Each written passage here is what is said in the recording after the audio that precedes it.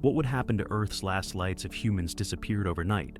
For a few hours, everything seems the same. City lights keep blinking, servers hum, the subway stops at the station, and the doors open for passengers who no longer exist. But a world without humans is like an orchestra that keeps playing after the audience has left. It sounds fine, but the disharmony that follows is where things get interesting. The first to lose their voice are the industrial giants, fossil fuel power plants. Coal, gas, diesel, huge engines that breathe only as long as someone feeds them. Without people, they burn through the last reserves in their bunkers in 12 to 48 hours. With no one to regulate pressure, monitor furnaces, or turn valves, the boilers stop. In cities, lights flicker like in the final scene of an old movie. By the next morning, more than half the globe is already in darkness. But not everything disappears so quickly. Nuclear power plants are never left without emergency plans. When they detect that no one is there, they enter scram mode, an emergency shutdown. Control rods fall, the reaction stops, but the core remains hot. Active cooling is needed for a few days, followed by passive cooling for weeks.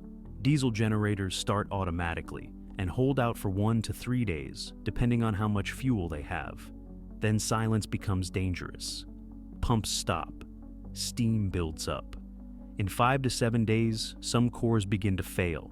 They don't explode, just overheat slowly and sadly, like a stove left on in an empty house. When these plants go quiet, the global electrical grid truly begins to fall apart. Power stations stop communicating. Frequency becomes unstable. High voltage lines lose their source.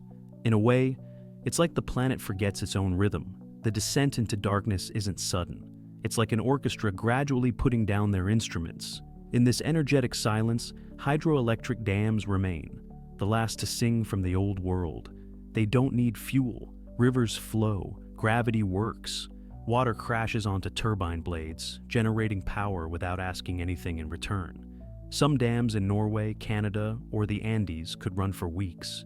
But without someone to clear intake grates, maintain lubrication, or manage pressure, things start to clog. A fallen tree, a leaf, a faulty sensor, any of them could shut down the system.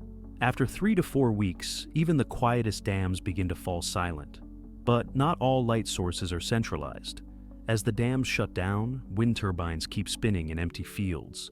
Not all of them, just the ones with modern control systems. They can run autonomously for months. Some break automatically at the first sign of grid instability. Others continue feeding energy into nowhere. Wind blows, blades turn, generators hum. And still, there's no one to notice. In 6 to 18 months, most mechanisms fail. Lubricant breaks down, bearings wear out, blades seize. A few turbines may last 2 years, silent, imposing, like windmills dreaming they still feed the world. Then comes silence, or almost. Because at the edges, in farms, on rooftops, in deserts, solar panels still function. They don't ask for much. If they're off-grid, meaning not connected to a central network, they can keep charging batteries for years. In dry, dust-free zones, panels can operate for 15 to 25 years without maintenance. Batteries won't last as long, 5 to 10 years for lithium-ion. But even after they die, low-consumption systems, LEDs, sensors, signs, may run directly from sunlight as long as the sun rises. These will be the last lights, not cities, but echoes. Solar road signs blinking in the Gobi Desert. Ocean buoys lighting abandoned shipping lanes. Weather towers that still send data each morning to servers that no longer receive it. Antarctic research equipment continuing its daily cycle. Monitoring a world with no one left to observe it. And somehow, there's beauty in that. Not death, but retreat. The lights don't vanish violently, but with elegance. One by one. As if the planet is getting ready to sleep. The last light on Earth won't be grand or dramatic. Maybe it'll be a green LED in a tritium watch, hidden in a bus stop in Iceland. Maybe an emergency beacon still blinking in Alaska.